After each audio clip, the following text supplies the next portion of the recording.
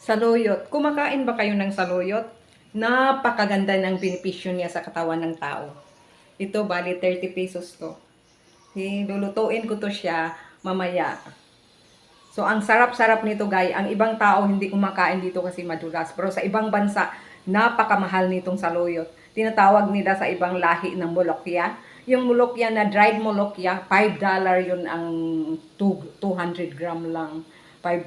So, ito 30 lang yung pinili ko. Mas cheaper dito sa Pilipinas. Pero sa ibang bansa, ang mahal-mahal nito ng saluyot. Cooking molokya. Syrian dresses. Paborito to ng amo ko na na Syrian. Syrian American. So, i-melt lang natin yung butter hanggang matunaw.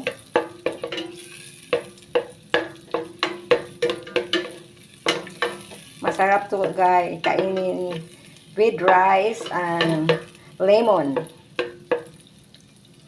So, na-melt na siya. I-add natin yung garlic. Maraming garlic, mas masarap. I-brown lang natin yung garlic.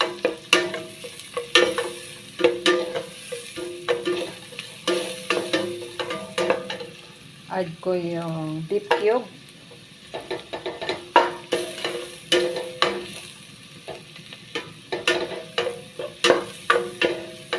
Ayan. So, hindi natin i-brown ng husto kasi papait yung yung garlic.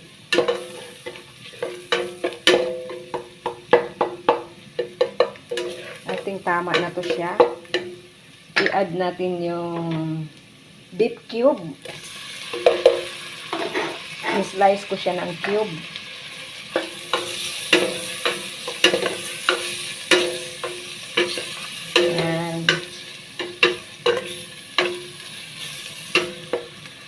Add natin yung salt, black salt.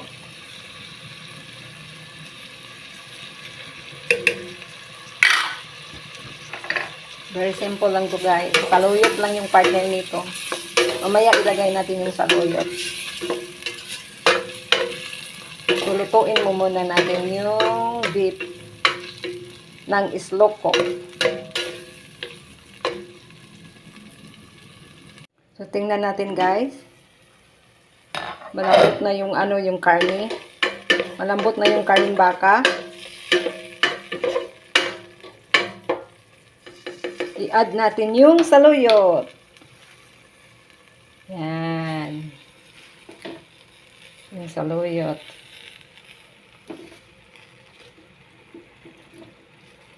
Ang sarap nito, guys. Grabe.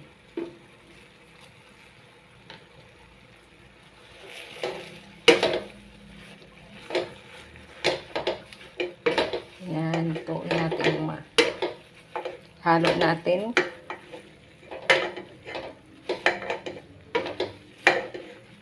Ang bango ng saluyot.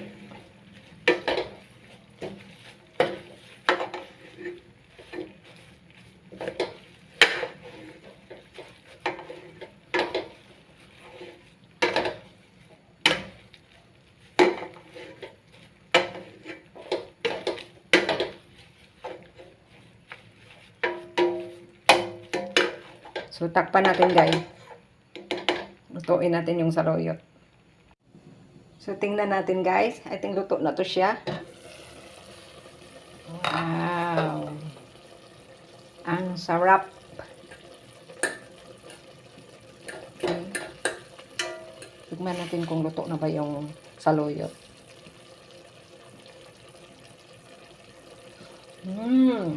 Sarap. Molokya.